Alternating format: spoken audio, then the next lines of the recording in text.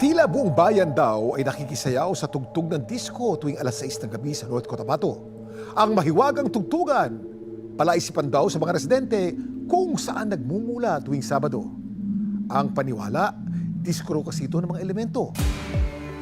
Narito ang kabuuang kwentong kakaba-kaba na dapat alam mo.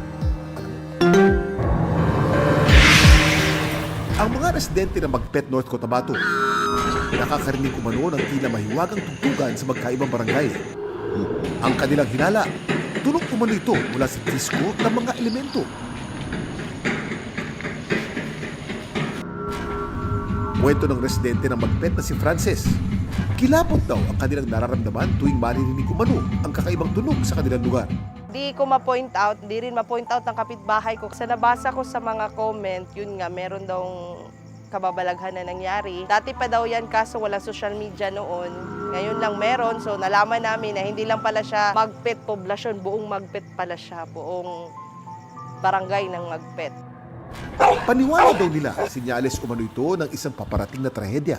Babala, sinyales, yun yung sabi ng mga matatanda. Ewan ko lang ha, kasi kinabukasan yun na yung topic ng buong, buong barangay. Para maliwanagan, nilapit ito ng aming grupo sa Philippine National Police Magpet. Ayon kay Police Corporal Lloyd Ranyola, wala daw krimen at nagreklamo na may nagpapatugtog ng malakas sa kanilang lugar nitong Setyembre. Walay reported nga crime incident nga natabo sa barangay. So far, wala siya. Kasi pag hindi siya crime-related or walang nangyari sa diskuan, walang crime, hindi man yan mag-report yung mga barangay official. Pinaalalahanan din daw nila ang mga residente roon na huwag pagpakalat ng katatakutan sa kanilang lugar. Beware lang po tayo sa posting kasi para hindi siya mag-cause ng alarma sa mga tao sa Magpet. Pinuntahan din ng paranormal expert na si Dean Joshua ang barangay Magpet para magsagawa ng investigasyon. Gamit ang ghost box, sinubukan niyang kausapin ang mga elemento umano roon. Gandang gabi. May nakatira dito. If meron, pwede ka magsalita. Tubag lang og naa. Namidriya para pangutana lang og gamay na mga pangutana.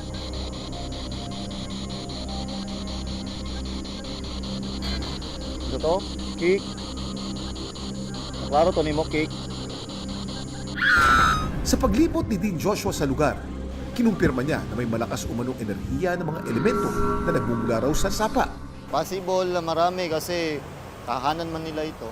Pag hawakan mo ito, matouch ng mga spirits is nagla-lights up siya. Tingnan mo, kinetic energy ng tao. Pag ilagay mo ang kamay mo, may kinetic energy tayo. Magla-lights up siya. Abnormal siya kasi hindi siya tumigil sa pagla-lights up. And then, nung interview na ako na malapit, doon na siya na normal. Kasi na-curious sila kanina.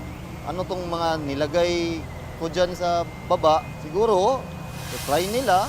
Sa paligid lang, kaya grabe ang detection. Sa gitna ng investigasyon ng aming grupo, biglang namatay ang kamera na aming ginagamit. Pa-check doon. Extra bat na to, full charge to. Nakita mo, 10%. Ha? Kasi ito yung dati na battery, ito bago. Yung first battery is 10% na lang. Kaya kinuha ko yung 10%, nilagay ko yung bagong charge. So paglagay sa bagong charge, nung nag-umpisa na ng recording dyan, 97%. Bigla siyang na-off. Wala siyang nakalagay na kasi pag low bat na yung battery, maglalagay sa camera na battery exhausted, ganun. Pero kanina wala, totally off talaga bigla. Ayon kay Dean, posibleng nabubulabog daw ng aming grupo ang mga elemento sa sapa. Sabi nila puyo sa Tagalog is tumigil na kayo. Kaya yun, warning nila yun. Tapos yung may baboses ng babae, yun na, malfunction ng camera. Nagsagawa si Dean ng isang dasal para matahimik na raw ang mga espiritu. Paliwanag naman ng physicist na si Ryan Victorio. Maaaring ang naririnig na tunog, maaaring ito'y tumutukoy sa soundscape. Ang soundscape ay tumutukoy sa lahat ng naririnig na tunog sa isang particular na lugar. Nagbabago, depende sa lokasyon na nakakarinig nito. Ito ay maaaring gawa ng tao o ng kapaligiran o kombinasyon nito. Hindi natin pwedeng ituring na isang musika. Bagamat meron itong qualities na maihahambing dito, kagaya na lang ng rhythm, ng harmony, duration. Para kay Dean, ang mga naririnig daw ni na Frances ng tugtugan ay mula umano sa iba't ibang elemento gaya ng spiritu, kapre at iba pa. Ang elemental spirits kasi namamahay sa mga forest, malapit sa sapa, sa mga lugar na ang tao is kakunti lang. Nung time na September na 14 until now, tingnan ko sa chart na manipis ang veil ng spirit world at ng mundo natin. Kaya kung ano ang mga pangyayari sa lugar nila is naririnig natin or nakikita. Mas mataas daw ang paranormal activity tuwing buwan ng Setyembre, kaya posibleng marinig daw ng mga tao ang umano'y mga elemento. Pero wala daw balak ito na manakit o magdala ng trahedya. Maraming kababalaghan sa paligid ang hindi natin may paliwanag. Nakikita man o naririnig, iba yung pag-iingat at respeto sa mga nasa paligid. Yan ang kwentong dapat alam mo.